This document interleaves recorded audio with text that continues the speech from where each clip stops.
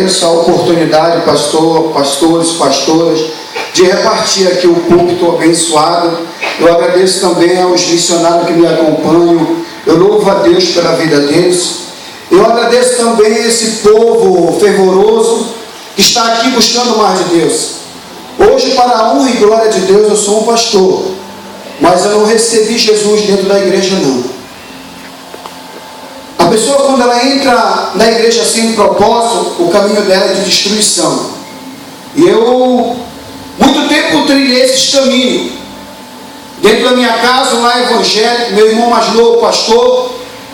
Eu ia muitas vezes para a igreja, mas sem propósito. Na hora da palavra, eu ia embora. Muitas vezes, dentro de casa, eu decidi desobedecer aos meus pais. E quando eu completei 18 anos, eu quis dirigir a minha própria vida. Sem direção de Deus, sem direção de pai, sem direção de ninguém. Eu fugi do projeto de Deus. O Senhor Jesus, Ele quer que todos se salvem, mas muitos não querem ser, porque Ele deixou o livre-arbítrio de a pessoa escolher, a decidir, a caminhar com Cristo ou sem Cristo, viver uma vida de propósito e sem propósito. A igreja que está aqui hoje, esta noite, ela veio com um propósito de receber mais de Deus para repassar para aqueles que estão fora, que precisam. Aos 18 anos eu decidi sair de casa, tentar a minha vida. E quem me auxiliou não tinha direção, estava cego espiritualmente. Me aliei com pessoas que não tinham compromisso com a palavra.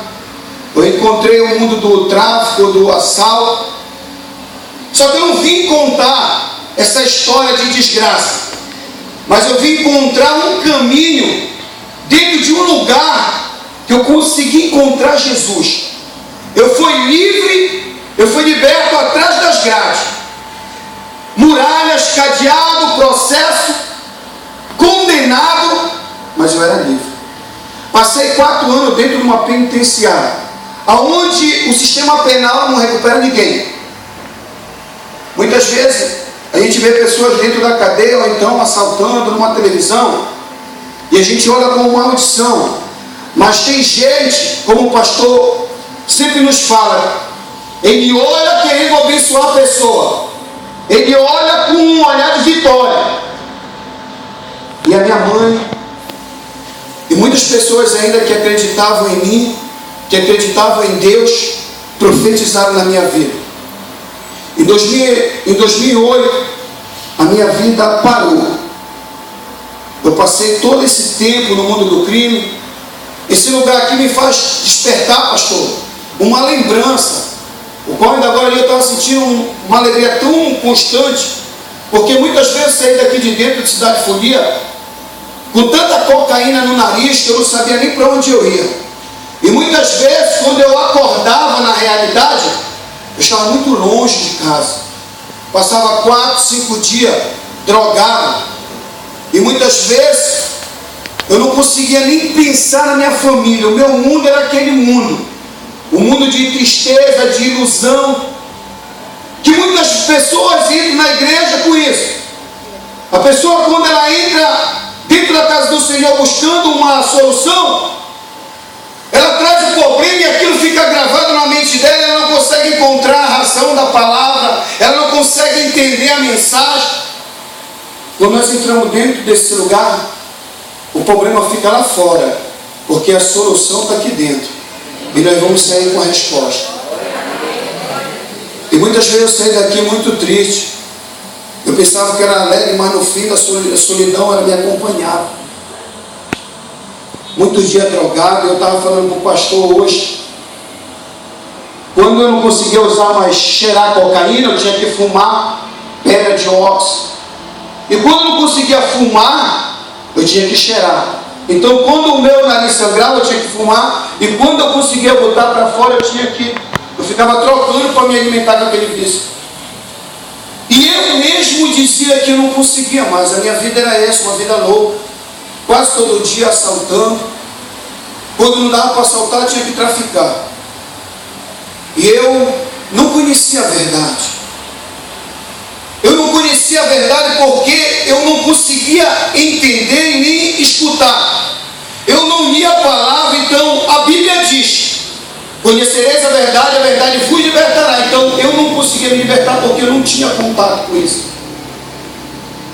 E também as pessoas que estavam com Cristo, elas não estavam me passando aquilo que era necessário para a minha vida. Tem muitas pessoas que vêm para a igreja e elas são convencidas que são cristãs, mas quando elas saem sem compromisso com a palavra. E elas se diz que estão, mas em vez de ela ajudar, ela afasta a pessoa de Deus. Eu tinha isso dentro de casa. Eu escutava muitas vezes da minha mãe que ou ia morrer na mão da polícia, ou eu ia morrer na mão do traficante, ou eu ia tirar a vida, a minha vida não ia passar disso. Eu não tinha palavras que me incentivavam. E aquilo foi me deixando magoado, entristecido, e eu fui procurar solução na rua. E há muito tempo eu me aliei com o mundo do crime, e só me passavam coisas ruins. Em 2008 eu e mais um parceiro cometemos um assalto. Foi aqui no final da João Paulo, e houve naquele momento troca de tiro com a polícia. E quando fizeram a abordagem e deram até um tiro, pegou na minha calça e furou minha calça, mas não tocou em mim. E naquela abordagem, quando eu fui detido, algemado, aí aquilo começou um inferno na minha vida. Aí que começou a destruição do meu lar. Naquele momento que eu fui detido, eu comecei a pensar na minha família. Eu comecei a pensar nas pessoas que falavam de Jesus. Eu comecei a dar crédito naquelas palavras, nos conselhos da minha mãe. Muitas vezes nós estamos orientando a igreja e a pessoa precisa passar pelo sofrimento e dor para reconhecer que Jesus está vivo, que está com a promessa. E quando eu entrei nesse caminho da cadeia em 2008, foi o pior tormento da minha vida. Virada de Natal, 24 para 25. Eu planejando sair e deixar a família. Eu não gostava de ficar dentro de casa final de ano, porque eu só recebia uma palavra. Só essa palavra todo ano. Toma juízo. Toma juízo. Eu fugia de festa na minha família, de festejo na minha casa, porque todos que chegavam na minha casa diziam isso. Porque eu vivia uma vida louca. Uma vida que estava destruindo a minha e a de muitas pessoas. Mas Deus, para a honra e glória dele, Ele guardou a minha vida e tinha um propósito, como Ele tem nas pessoas que estão aqui hoje nesta vigília. Ele tinha um propósito, e o propósito não era pequeno não, era muito grande. E naquela cela, eu encontrei uma pessoa que declarou Jesus de uma forma bem simples. Bem simples. Ele fez eu conhecer Jesus através da vida dele. O pastor Valber Duarte, ele era um pastor da igreja quadrangular, mas ele passou 10 anos longe dos caminhos do Senhor. E ele viveu também o mundo do tráfico, o mundo do assalto. E nesse dia ele chegou no sistema penal todo arrebentado. A polícia quebrou ele todinho, ele veio todo sanguentado, com muitas dores. E quando eu vi ele lá entrando naquele sistema penal, eu vi a necessidade de ajudar ele, mas como um ser humano qualquer. E quando eu comecei a ajudar, a tentar beneficiar algumas coisas para aquele momento dele, dar uma água, tentar limpar o rosto dele, perguntar o que ele está sentindo, procurar uma solução para aquilo que estava incomodando ele. E aquilo a gente começou a fazer uma aliança, uma amizade. E depois que ele ficou melhor, ele começou a contar os lugares que ele tinha passado com Jesus, as promessas, as bênçãos, a família que ele tinha. E por 5 dias, com a nossa amizade, ele decidiu voltar para Cristo e ele me convidou. Eu me lembro como fosse agora. Ele me convidou e disse: eu vou fazer uma aliança com o Senhor, por que você não aceita Ele agora? Eu vejo que o projeto de Deus para a tua vida é grande, mano. Só que tu precisa aceitar Ele. E aí eu vou te ensinar um pouco como é que caminha, e assim nós vamos seguindo junto. Numa cela que era para dormir, naquele momento, 16 pessoas, a cela estava com 32. 3 metros quadrados. No momento, a metade dormia em pé e depois fazia revezamento à noite para dormir naquela cela. E naquele mesmo tumulto, tristeza, solidão, dor, aquela carência, aquela miséria, aquela falta da família, ele me apresentou a maior esperança para a minha vida. O simples convite me manteve em pé até hoje. E depois que ele me apresentou Jesus, eu pensei que ia abrir, pastor, os cadeados. Eu pensei que quando eu aceitasse Jesus, os processos iam parar, eu ia para a rua, porque Jesus ia libertar. Eu não entendia muito. Aceitou Jesus, vai libertar, tudo funciona na tua vida. Passou 1 mês, passou 2 meses, passou 3, 8 meses morando sozinho naquele lugar com ele. E sonhando, pensando,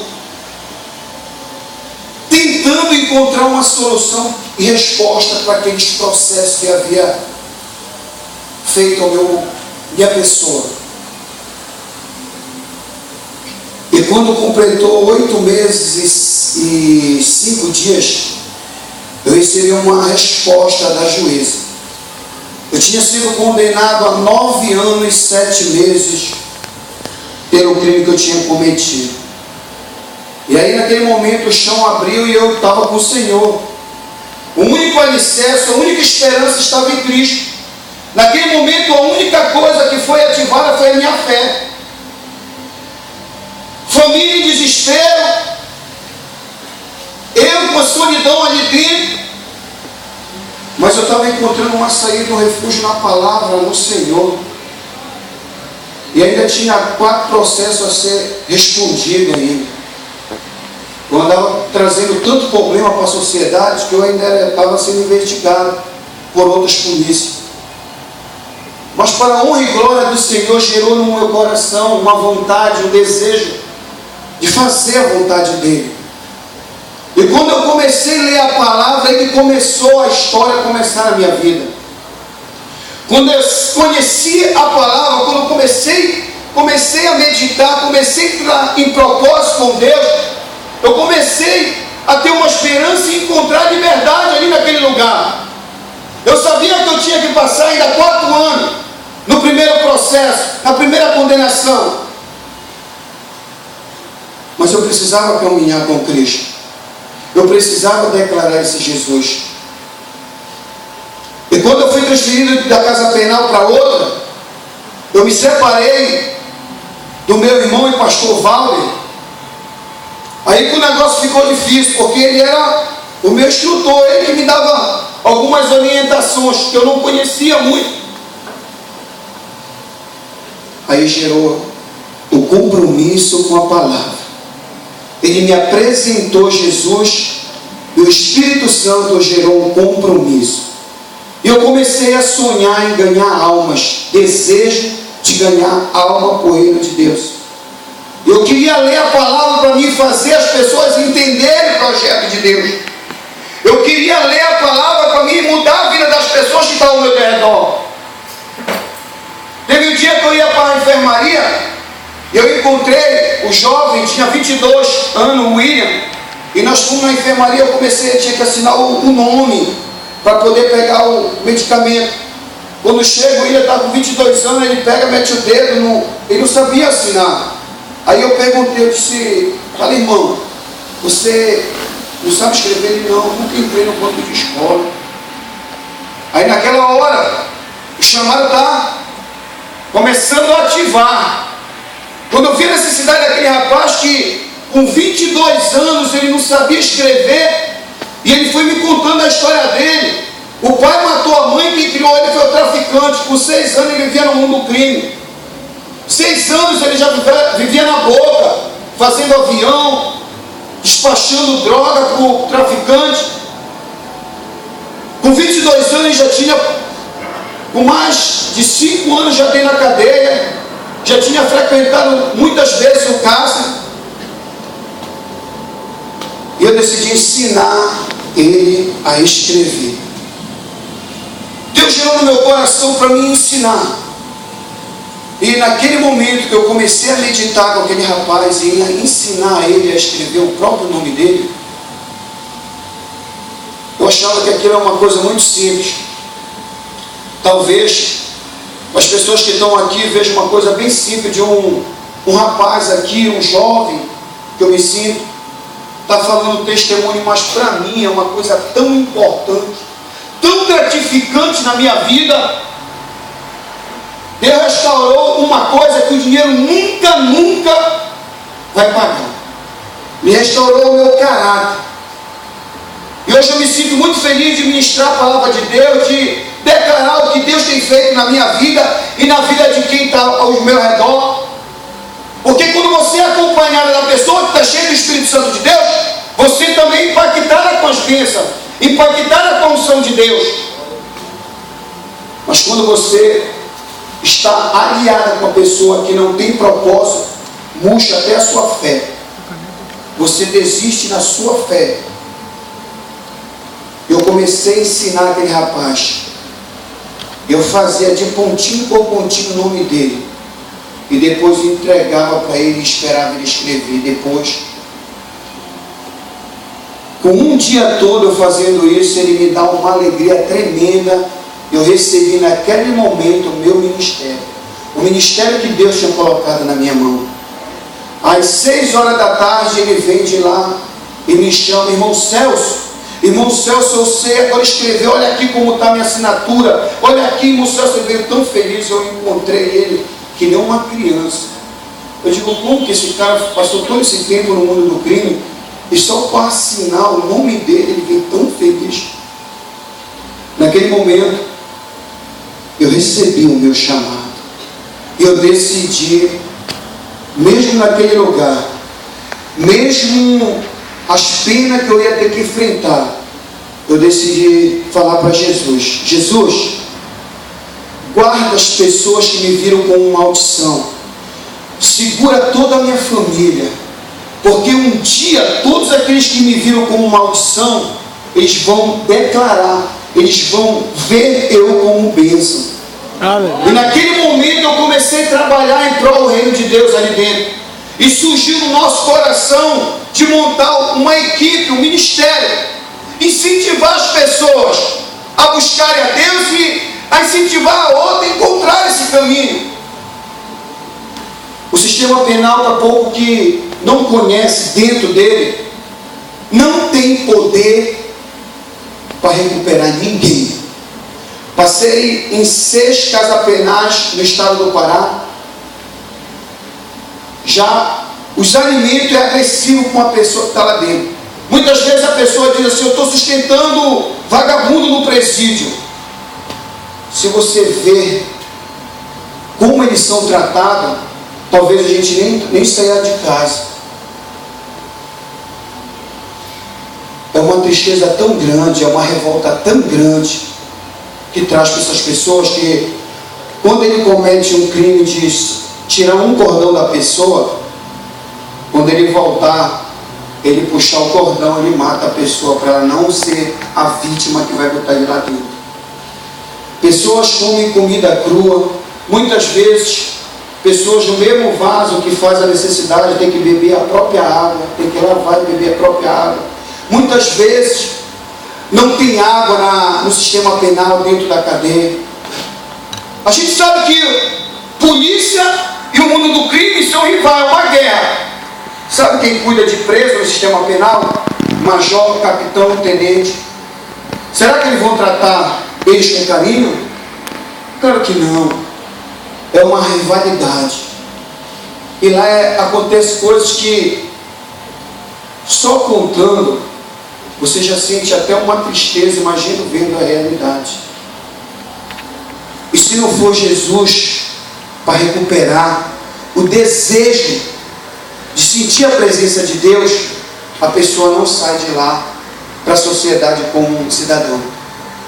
Mas para a honra e glória de Deus, não sou eu, os meus irmãos que estão aqui, tem pessoas que estão atrás de mim aqui, que hoje são pastores. Esse ano o pastor Dário, pastor Carlos vai ser credenciado pastor.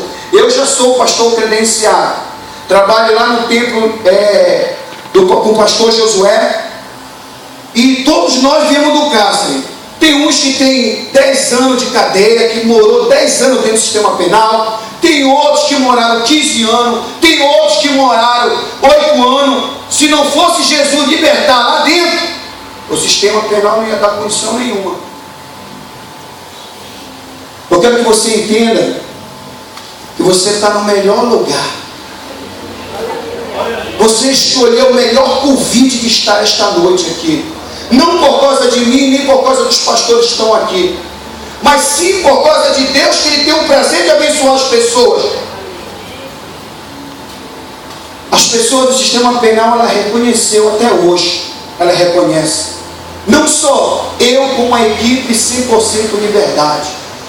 É um projeto que Deus colocou no nosso coração, todos ex-presidiários, e nós decidimos sair do sistema, buscar força, buscar as promessas de Deus e levar para quem precisa lá dentro. E pessoas estão sendo alcançadas. Você tem recebido muito de Deus. Você tem vindo buscar as coisas de Deus, mas não está levando. Está deixando no seu próprio lugar. Nós temos que sair de qualquer lugar. Mas cristão tem que andar com propósito. Eu decidi ter propósito dentro do sistema penal. Mesmo condenado a pessoa, diretores, funcionários do sistema penal, eles davam credibilidade. Pastor Dário, aqui no CRC, aqui no Coqueiro, ele mais uma equipe fundou uma igreja que comporta agora 80 pessoas lá dentro do sistema penal.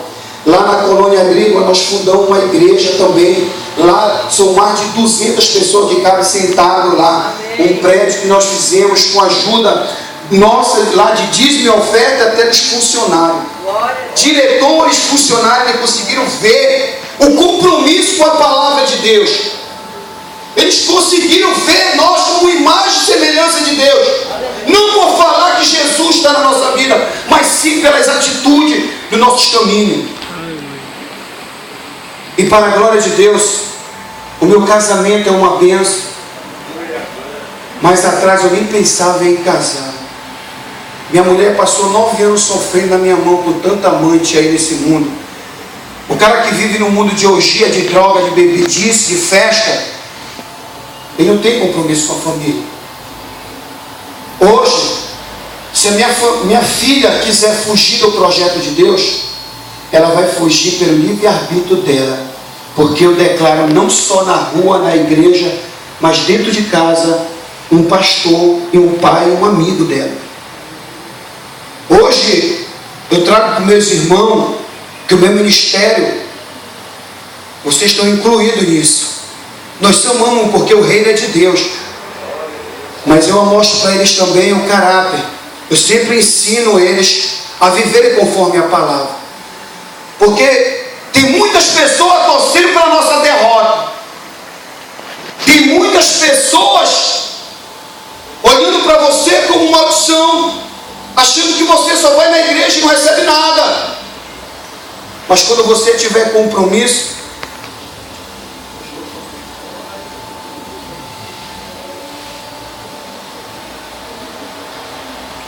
o apóstolo Tiago dizia assim, uma palavra muito linda e abençoada para a nossa vida, para o nosso tempo.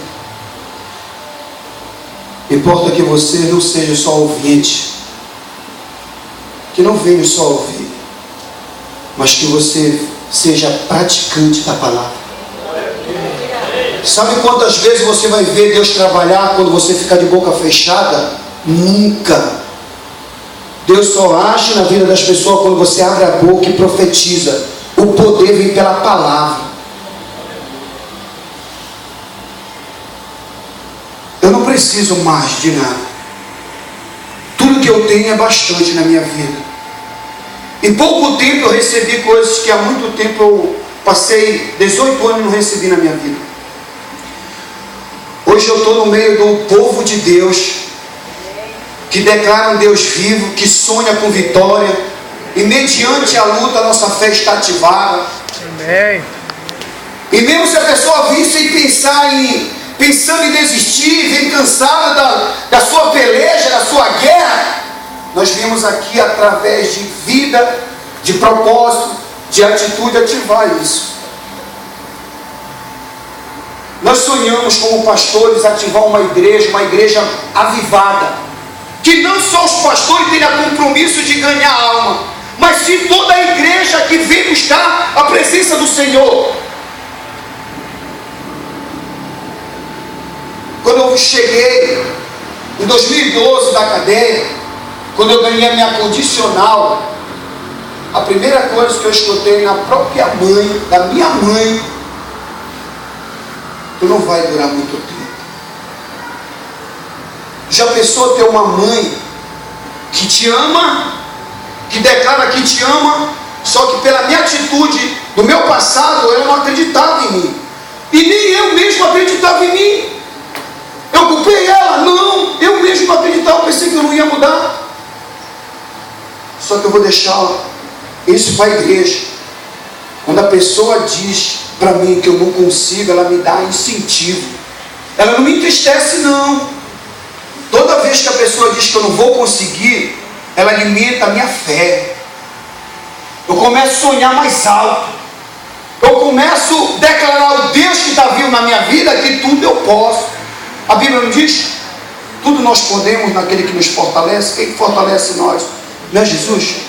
Diga amém. Amém. Diga amém. Amém. Glória a Deus. Glória a Deus. Eu sou muito feliz pela família que Deus me deu, que é a família da fé. Eu sou muito feliz pelas grades que eu cheirei de madrugada. Passei 4 Natal, 4 anos, 4 aniversário da minha mãe. A minha mãe, quando ela recebeu a resposta que eu fui condenado, ela tomou um AVC. E naquele momento eu tinha a total certeza que aquilo que está acontecendo na vida dela foi através da minha vida. Ela se sentiu tão entristecida, tão magoada, tão deprimida, que aquilo gerou acontecer aquilo. Mas eu pedi para Deus: Deus, não tira a vida da minha mãe ainda. Por favor, Senhor, pelo menos ver alguns feitos através da minha vida. Não tire ainda a vida dela. E eu orei para Deus, e graças a Deus, Deus deu a saúde de novo para minha mãe, para a honra e glória de Deus. Nós temos muitos caminhos a trilhar. Deus vai colocar nós em muitos lugares, só que tem uns que vão esconder o Jesus, tem uns que vão ter vergonha de falar. Às vezes na rede social a pessoa não declara Jesus. Às vezes no ciclo de amizade a pessoa tem vergonha de falar que é Cristo, que Cristo está habitando na vida dela. Eu quero te dizer que eu tenho um prazer, eu tenho um orgulho tão grande da vida que Deus está me proporcionando. Eu sou muito satisfeito de estar aqui compartilhando, não só agora, mas outras batalhas com o pastor Rimaldo, com a equipe daqui. Eu passei a ver o nosso pastor como uma referência do nosso trabalho, de um homem de Deus, compromisso com a verdade. E a gente não está alimentando aqui a vontade de ninguém, não. Eu sempre digo, eu não agrado nem a mim mesmo quando eu subo aqui, porque quando nós mencionamos a palavra, quando eu começo a falar do Senhor Jesus, a palavra vem ao encontro do nosso coração e o princípio que nós devemos ter. Eu não agrado nem a mim mesmo, mas a palavra diz que Deus, o Pai, ele repreende o filho que ama. É porque ele quer que ele tenha um potencial, que ele melhore. Então eu peço que a igreja fique de pé, que eu vou passar o microfone para o pastor.